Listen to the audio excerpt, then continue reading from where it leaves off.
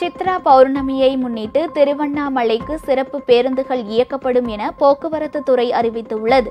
வரும் 23ஆம் தேதி சித்ரா பௌர்ணமி தினம் வருவதையொட்டி திருவண்ணாமலைக்கு ஏராளமான பக்தர்கள் வருகை தருவார்கள் என எதிர்பார்க்கப்படுகிறது. இதையொட்டி வரும் 22 மற்றும் 23 ஆகிய தேதிகளில் சென்னை உள்ளிட்ட பல்வேறு நகரங்களில் இருந்து திருவண்ணாமலைக்கு கூடுதலாக சிறப்பு பேருந்துகளை இயக்க போக்குவரத்து கழகம் திட்டமிட்டுள்ளது. மேலும் திருவண்ணாமலை நகரில் ஏற்படும் போக்குவரத்து நெரிசலை குறைப்பதற்காக 7 இடங்களில் தற்காலிக பேருந்து நிலையங்கள் அமைக்கப்படும் என்றும் அறிவிக்கப்பட்டுள்ளது.